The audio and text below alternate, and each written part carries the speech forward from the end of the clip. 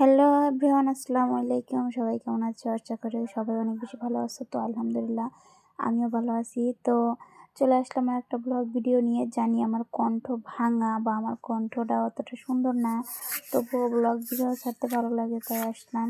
এই ভিডিওটা প্রায় 3 মাস আগের করা ভিডিও, কারণ একটু ফোনের সমস্যার কারণে এই জন্য ব্লগটা করতে পারি নাই।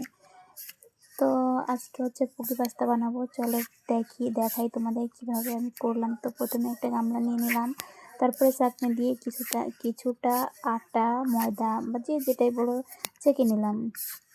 ছেঁকে নেওয়ার পরে এখন এটা সুন্দর অল্প একটু নিয়েছি, কারণ শুধু আমরা 3জন মানুষ, বেশি মানুষ নেই এই জন্য। তো এর মধ্যে দিয়ে দিব সয়াবিন তেল আর লবণ। তো এখানে সয়াবিন তেলের পরিমাণটা আরেকটু বেশি দিলে বেশি ভালো হতো, কারণ আমার সয়াবিন তেল কম হয়ে গেছিলো, লবণের পরিমাণটা একটু বেশি হয়ে গেছিলো। তো আমি এখান থেকে সামান্য একটু লবণ তুলে রেখে দিলাম। তো এগুলো সুন্দর করে তিনটা জিনিস একসঙ্গে মিশিয়ে নিতে হবে, যতক্ষণ পর্যন্ত না হাতে দিয়ে যখন মুঠা বানাবে যতক্ষণ পর্যন্ত মুঠো না হবে ততক্ষণ পর্যন্ত দিলে বেশি ভালো হয়।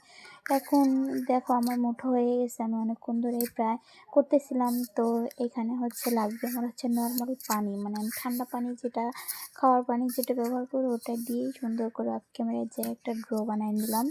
তো ড্রোটা এখন দেখা যাচ্ছে অনেক শক্ত শক্ত মনে হচ্ছে, কিন্তু আর একটু তেল দিয়ে দিয়েছিলাম আমি পরে, সেটা অফ ক্যামেরায়, কারণ আমি ভিডিও করি একাই বা সব কিছু আমি একাই করি।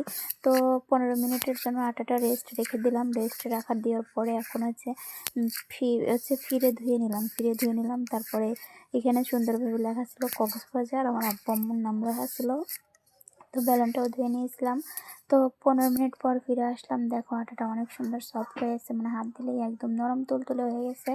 তো এখন এটারই কাজ, আমি আরেকটু সুন্দর করে ছেনে নিচ্ছিলাম, কারণ দেখতেছিলাম সব কিছু ঠিকঠাক আছে কিনা। তো দেখলাম না, সব কিছু ঠিকঠাকই আছে, আটাটা সুন্দর মতো নরম আছে। তো এখান থেকে আমি 4টা ছোটো ছোটো বল বানিয়ে নিলাম।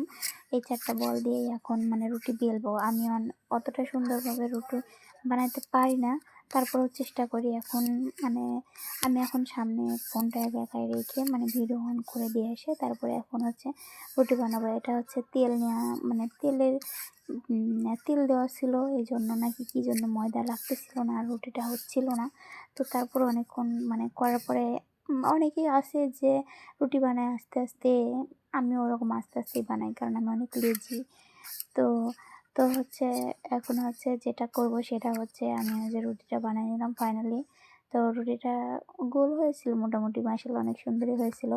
তো আমি আরেকটা ভিডিও অলরেডি করে রাখছি, সেটা ছাড়বো কাল বা পরশু ছাড়বো। তো রুটি বানানোর ভিডিও দেখতে পাবে।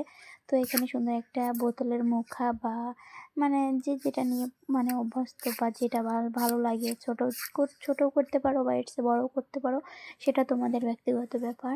এখানে আমি একটা বোতলের মুখা নিয়ে নিয়েছিলাম, সুন্দর করে যাতে ছোট ছোট রুটি হয়, ছোট ছোট পিঠা হয়, এই জন্য এটা নিয়ে নিয়েছিলাম। তো অনেকগুলোই পিঠা হয়েছে। তো আমি ভাবছিলাম, আমি আবারও ফোন সামনে রেখে ভাবছিলাম যে হয়তো এভাবে একাই ছিঁড়ে যাবে, একাই যেগুলো আমি বোতলের মুখা দিয়ে কাটছি ওগুলো হয়তো একাই একাই নেমে যাবে। তো হলো না। তো আমি অফ ক্যামেরায় গিয়ে সুন্দর করে সবগুলো কেটে নিলাম। তো এখন পাস্তা বানানোর পালা। এটা হোমমেড পুকি পাস্তা।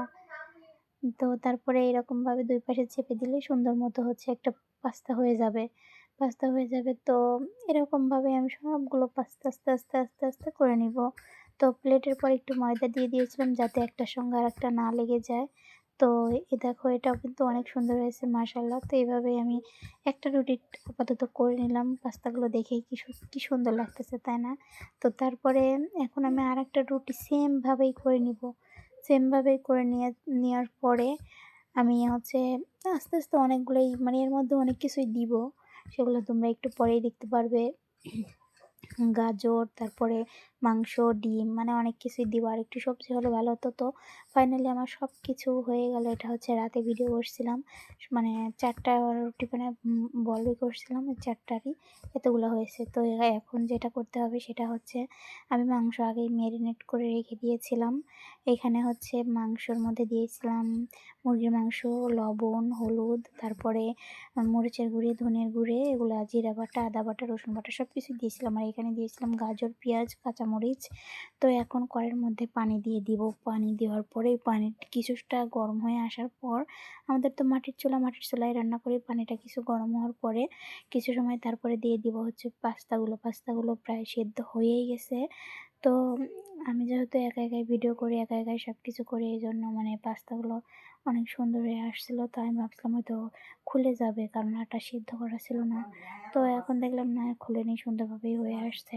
তো এখানে আমি হচ্ছে পাস্তাগুলো সরপরাশের উপরে ঢেলে নিয়েছিলাম। ঢেলে নেওয়ার পরে এখানে কড়াইয়ের মধ্যে তেল দিয়ে দিয়েছিলাম। কড়াইয়ের মধ্যে তেল দেওয়ার পরে এখানে হচ্ছে মাংস যে মেরিনেট করা ছিল ওগুলা ভেজে নিব। কিছুটা সময় ধরে ওগুলা ভেজে নিব। দেখে লেগে যাবে, কড়াইতে একটু একটু লেগে যাবে, ব্যাপার না, ওগুলা সমস্যা নেই। তারপরে সুন্দরভাবে আস্তে আস্তে ভেজে নেওয়ার পরে এখন হচ্ছে কড়াইয়ের মধ্যে ওই তেলের মধ্যেই একটা ডিম দিয়ে দিব। ডিমটা আমি আমি ভাঙতেছিলাম, কারণ আমার ভয় লাগতেছিল যদি কিছু পড়ে বা খোসা পড়ে। তো তারপরে আমি আস্তে আস্তে ডিমের মধ্যে এখানে কি জানি ছিল, তাও পড়ে যাচ্ছিল। তবে আমি সবটুকু ডিম ঢেলে নিলাম। ডিম ঢেলের মধ্যে দেওয়ার পরে দিয়ে দিয়েছিলাম ডিমের মধ্যে একটু লবণ, তারপরে ধনিয়ার গুঁড়া, মরিচের গুঁড়া, এগুলো দিয়ে দিয়েছিলাম। তো তারপরে ডিমটাও সুন্দর মতো একা একা ভিডিও করতেছিলাম অনেকক্ষণ ধরে। তারপরে হচ্ছে এটা হচ্ছে সুন্দরভাবে হচ্ছে একদম ছোট করে নিয়েছিলাম, এরকম আর নাড়লে ডিম কিন্তু এরকম নাড়লেই হয়ে যাবে। তো হচ্ছে এখানে তারপরে দিয়ে দিব ওই ডিমটা ওঠানোর পরে এখানে দিয়ে দিব কাঁচামরিচ, পেঁয়াজ, আর হচ্ছে গাজর, যে গাজরগুলো কাটা ছিল গাজর। আমি যেহেতু একা একা করেই ভিডিও করি, তো এই পাশে ছিল ডিম আর মাংস ম্যারিনেট করে ভাজা সেটা। তো এখানে দেখতেছি প্রচুর তেল বের হয়েছিল। তো তারপরে এর মধ্যে দিয়ে দেবো টমেটো সস। এখন কড়াইয়ের মধ্যে একটু টমেটো সস দিয়ে দেবো, কারণ সস আমার বাসায় কম ছিল, এর মধ্যে আরও কিছু দিলে ভালো হতো, বাট আমার ঘরে যেটা ছিল সেটা দিলাম। তারপরে দিয়ে দেবো হচ্ছে ডিম, মাংস, সব কিছু ওটার মধ্যে দিয়ে দিব। ওটার মধ্যে দিয়ে দেওয়ার পরে এখন যেটা করতে হবে, একটু নাড়াচাড়া করার পরে দেখতে হবে লবণ ঠিকঠাক আছে কিনা। সব কিছু দেওয়ার পরে ঝালমাল দেওয়ার পরে এখন হচ্ছে পাস্তাগুলো দিয়ে সুন্দর করে ভেজে নেব সবগুলো একসাথে। তো কড়াইয়ের মধ্যেই আমি দেখাচ্ছিলাম পাস্তাগুলো, কিন্তু কখনো আমি বানাই নেই, আমি ফার্স্ট টাইম বানাইছি। অনেক মজা হয়েছিল, অনেক টেস্টি হয়েছিল। আমি ইনশাল্লাহ আবারও বানাবো। তো তখন আমি সুন্দর করে তোমাদের সঙ্গে ভিডিও শেয়ার করবো। তো আজকের মধ্যে এখানে শেষ করছি। আল্লাহ হাফেজ, সবাই ভালো থাকো, আসসালামু আলাইকুম।